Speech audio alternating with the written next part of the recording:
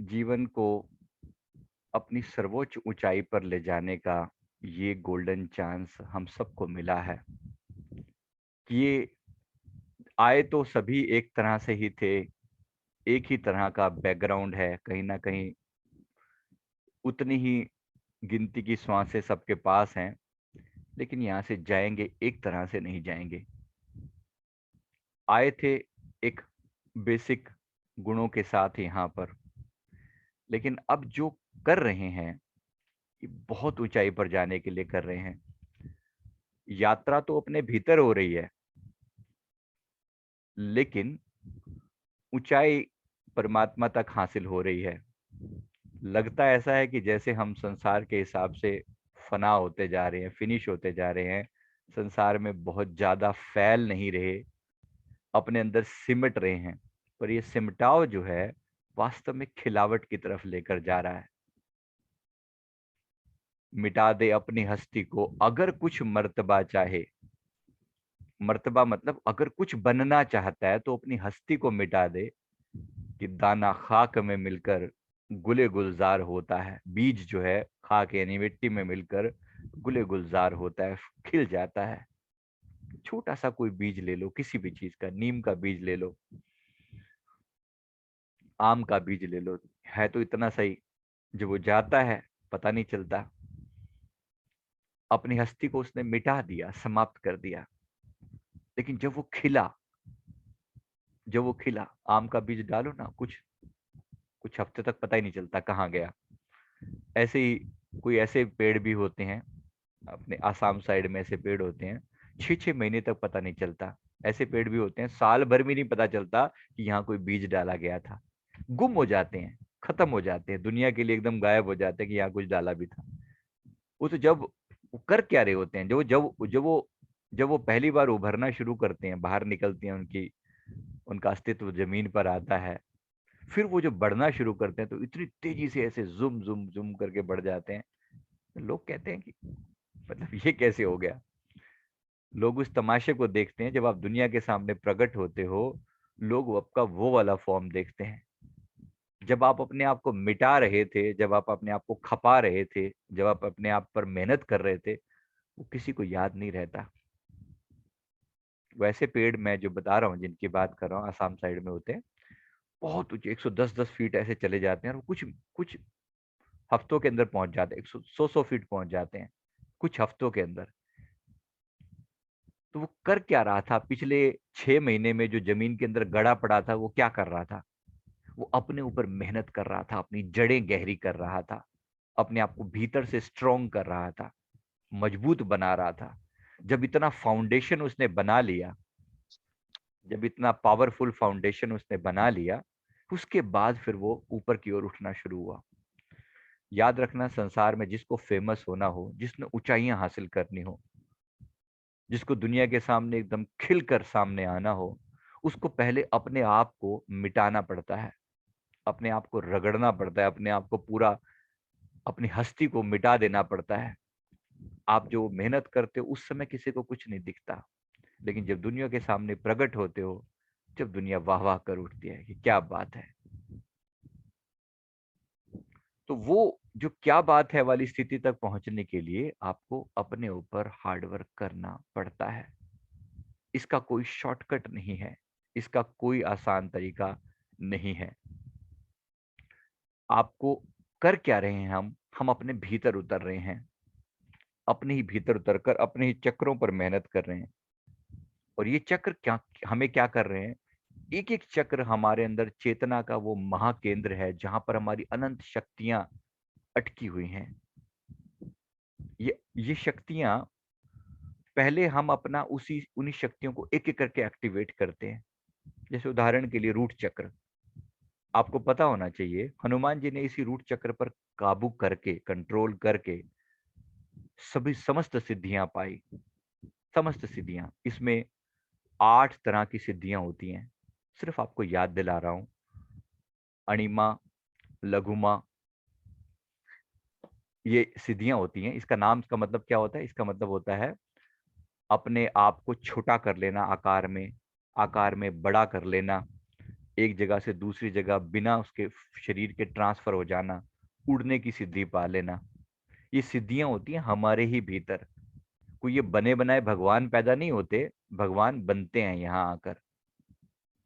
तो वो जो सिद्धियां पैदा होती हैं वो हमारे इन्हीं चक्रों से होती है। मैं हम सिद्धियों के पीछे नहीं दौड़ रहे हैं, लेकिन लेकिन इन चक्रों को इतना तो कंट्रोल कर लें कि ये चक्र हमारी मर्जी से रोटेट हों। इतना अपने शरीर का हिस्सा है ये 7 चक्र, और ये अगर हम अपनी मर्जी से कंट्रोल कर पाए तो सारा जहान अपनी मर्जी से चलाने में सक्षम हो पाएंगे। बात बहुत छोटी सी लगती है, लेकिन इसका इम्पैक्ट बहुत गहरा है। तो अपने इन चक्रों पर मेहनत कर रहे हैं, बेस बना रहे हैं, फाउंडेशन बना रहे हैं, परमात्मा के साथ कनेक्शन स्ट्रॉन्ग कर रहे हैं, जहां से ओरिजिन से हम आए हैं उसके साथ कनेक्शन स्ट्रॉन्ग कर रहे हैं। और फाइनली ये यात्रा हो रही है बुद्धत्व की तरफ। एक दिन ऐसा आएगा, ये खिल उठेगा भीतर, जो ये चांद चमक रहा है आज दुनिया को दिख रहा है, कभी ये उस काली स्याह अंधेरों में से गुजरा हुआ है। आज चांद चमकता है तो लोगों को दिखता है, लेकिन वो अमावस्या की काली रात भी इसी चांद ने देखी थी। तो वो अमावस्या की काली रात से हम सबको गुजरना होता है। अभी वही अंधकार है भीतर, आंखें बंद करो तो प्रकाश कहाँ दिखता है, किसी विरले को दिखता होगा। लेकिन एक समय आएगा, आंखें बंद करोगे, नूरो नूर, प्रकाश ही प्रकाश हो जाएगा। फिर आप कह पाते हैं कि मैं समस्त ब्रह्मांड का प्रकाश हूं, मेरे भीतर है सोहम शिवोहम। वही हूं मैं, वही हूं मैं जिसकी मैं तलाश कर रहा हूं, जहां मैं जाना चाहता हूं। मेरा अस्तित्व खिल उठेगा भीतर से, खिल रहा है। आज वो शुरुआत हो चुकी है। अब कहीं ना कहीं ये आग हमारे भीतर लगी पड़ी है, जो हमें टिक कर नहीं बैठने देती, जो कहती है कि हम यहाँ पर ऐसे ही कुत्ते बिल्लियों की तरह मर जाने के लिए नहीं आए हैं, जो हमें हमारे कंपटीशन से डिफरेंट करती है, जो हमारे लोग हमारे आसपास में हैं। और मकान इकट्ठा कर लो, एक यहाँ ले लिया एक और बना लो, ऐसे करके ये 2 BHK था तो 3 BHK हो जाए, 4 BHK हो जाए, नीचे था तो ऊपर बना लो, ऐसा कर लो, महल बना लो, फलाना कर लो। एक गाड़ी थी तो 2 गाड़ी हो जाए, यहाँ लिया था तो वहां बन जाए, एक फैक्ट्री थी 4 फैक्ट्री हो जाए। इस संसार के अंदर कंपटीशन चल रही है, लेकिन यहाँ पर एक साधक जो है साधक जो है एक तरफ वो संसार के साथ बैलेंस बनाकर चलता है। मैं ये नहीं कह रहा हूं हम इस कंपटीशन से बाहर हैं, लेकिन कहीं ना कहीं वो ये जान लेता है कि पहला काम मुझे अपनी आत्मा की तरक्की करनी है। पहला काम, ऐसा ना हो सारा कुछ मिल जाए, सारा कुछ मिल जाए और लास्ट में हिसाब किताब पूछा जाए कि भैया जिस काम के लिए तुझे भेजा था क्या आत्मा की तरक्की करी, और फिर आपके पास कुछ भी ना हो बताने के लिए। नहीं, फिर लानतें भेजी जाती हैं, दुत्कारा जाता है, धिक्कार दिया जाता है, वो आत्माएं भटक रही होती हैं। जब जब आप अपनी आत्मा को नहीं पहचाना और संसार में सारी चीजें इकट्ठी करी, 4 फैक्ट्रियां हो गई, मरने के बाद उन्हीं फैक्ट्रियों में घूमेगा, क्या करेगा फिर? तो कहीं ना कहीं खुद को चेताना पड़ता है। मैं ये नहीं कह रहा हूं कि फैक्ट्रियां लगानी गलत है, बिल्कुल भी नहीं कह रहा हूं, बट उन्हीं में रम जाना, दिन रात उन्हीं का चिंतन दिमाग में चल रहा है, ये गलत है। आप संसार में बस रहे हो, इसमें कोई प्रॉब्लम नहीं। संसार आपके अंदर बस रहा है, इसमें बहुत प्रॉब्लम है। तो बड़े प्यार से अपने आप को समेटते हुए भी और कहीं ना कहीं बैलेंस बनाते हुए भी, ऐसा नहीं किसी परिवार को छोड़ के भाग जाना है, बिल्कुल भी नहीं। कोई अपने फर्ज से पीछे भाग जाना है, बिल्कुल भी नहीं। किसी चीज में किसी चीज में अपने आप को संकोच करना है कि नहीं नहीं मेरे पास तो ये होना ही नहीं चाहिए, धन दौलत मेरे लिए बनी ही नहीं, नहीं नहीं बिल्कुल नहीं, ऐसा नहीं है। सब बना है, मेरे लिए बना है, पर मैं किसके लिए बना हूं ये मुझे पता होना चाहिए। ये संसार के पदार्थ मेरे भोगने के लिए हैं, और मैं किसके लिए बना हूं, मेरे जीवन का पर्पस क्या है, वो मुझे जरूर पता होना चाहिए। पर्पस है अपनी आत्मा का सर्वोच्च लेवल पर लेकर जाना, कल्याण करना अपनी आत्मा का, वो पर्पस नहीं भूलना। जो मर्जी हो जाए, जैसा मर्जी हो जाए। और ये आग लगी हुई थी तभी आप यहां तक पहुंचे हैं, बिना आग के आप नहीं आ सकते यहां पर। लगी हुई थी ना आग, लगी हुई थी, समझ में आता है? हम संसार के बीच रहकर भी संसार के साथ हमारी बहुत ज्यादा सेटिंग नहीं बैठती। होता है? समझ में आ रही है मेरी बात, मैं क्या कह रहा हूँ? कहीं ना कहीं मन कचोटता है और ये बोलता है कि सब कुछ यहीं पर नहीं है, यही जो चल रहा है ये सच्चाई नहीं है। ये जो दुनिया की तरह ये जो भागम भाग मची पड़ी है, ये जो कट थ्रोट कंपटीशन चल रही है, किसी तरीके से भाग भूग के बस चढ़ जाओ, पा लो। दुनिया की तरह मेरे भी दो चार मकान हो, दो चार फ्लैट हो, दो चार गाड़ियां खड़ी हो घर के आगे, और फैक्ट्रियां लगी हो, और बहुत, बस ये सभी बात खत्म नहीं हो जाती यहाँ पर। क्योंकि मृत्यु के समय में जितना फैलाव होगा उतना ज्यादा समेटने में दिक्कत होगी। एक साधक क्या करता है, सारी चीजों के बीच रहता हुआ भी उसे याद रहता है, मृत्यु याद रहती है। दो बातों को भूल मत, जो चाहे कल्याण, नारायण एक मौत को, और दूजे श्री भगवान। वो भूलता नहीं है, अपने भगवान को नहीं भूलता, अपने जीवन के पर्पस को नहीं भूलता, और अपने मौत को नहीं भूलता। जिसको डेथ याद है उसको सब कुछ याद है, क्योंकि एक दिन सब कुछ यूं का यूं खत्म हो जाता है। उस चीज को याद करते हुए आज वो सतर्क रहता है, सतर्क रहता है कि मैं व्यर्थ नहीं करूंगा अपना समय, सारे काम करूंगा लेकिन अपने पर्पस को याद रखूंगा। चलिए अपने पर्पस पे उतरते हैं। पर्पस क्या है? अपनी आत्मा को खिलावट में लेकर आना, मैक्सिमम हाईएस्ट लेवल पर पहुंच जाना, हाईएस्ट लेवल पर पहुंच जाना, अपनी आत्मा को ऊंचाई पर उठाना। तो एक एक चक्र जो है वो लॉक पड़ा हुआ है, उसमें हमारे कर्म अटके हुए हैं। इन चक्रों पर थोड़ी सी मेहनत करते हैं और देखो कैसे कैसे करके खुल जाते हैं। ये लॉक हैं, ये खुलेंगे। यहाँ पर जड़ और चेतन की गांठ पड़ी हुई है। जड़ चेतन की गांठ समझ में आती है? इसका मतलब पंखा होता है, पंखा। पंखा जो घूमता है, उसमें घूमने वाला जो पार्ट है, जो मशीनरी है, वो जड़ है या चेतन है? जड़ है। वो जड़ है, वो चैतन्य शक्ति नहीं, अपने आप नहीं चल सकता वो। चैतन्य वो जो खुद से चल पाए। वो पंखा है तो जड़, लेकिन उसको चलाने वाली सत्ता वो है बिजली, जो पीछे चला रही है उसे। जब वो बिजली वहां उसको लगती है तो वो घूमने लगता है। हम कहते हैं पंखा घूम रहा है, पंखा घूम नहीं रहा, पंखे को घुमाया जा रहा है। इंसान चल रहा है, इंसान चल नहीं रहा, इंसान को चलाने वाली सत्ता भीतर बैठी है। वो सत्ता हम हैं। हमें अब तक ये लगता था कि हम ये देह हैं, हम धीरे धीरे पहचान रहे हैं कि हम इस देह को चलाने वाली पावर हैं। तो उस पावर को पहचानने का तरीका क्या है? उसी के लिए हम ध्यान बाहर से भीतर की ओर समेट रहे हैं, और इन इन चक्रों को भीतर चलाने की ताकत में लेकर आ रहे हैं। हम उस ताकत को पहचान रहे हैं जो चला रहा है इसे। अभी तक ये लग रहा था केवल ये केवल शरीर चल रहा है, अब इसे चलाने वाली ताकत पर भरोसा कर रहे हैं। उसी पर हमें, उसी से कनेक्ट होना ही बुद्धत्व की तरफ यात्रा है, और उसी में लीन हो जाना ही आत्मा का परमात्मा में लीन हो जाना है। उलट समाना आप में, कबीर साहब जी कहते हैं, उलट समाना आप में। बाहर से ध्यान को समेटा और भीतर लगा लिया। फिर प्रगति ज्योत अनंत, ऐसा समय आया, उलट समाना आप में, प्रगति ज्योत अनंत, कि सेवक स्वामी एक मत खेले सदा बसंत। पहले ध्यान को बाहर से हटाया, भीतर लगाया। फिर भीतर जब लगाया तो बसंत खिल गई, ऐसा लगा जैसे सब कुछ पा लिया हो।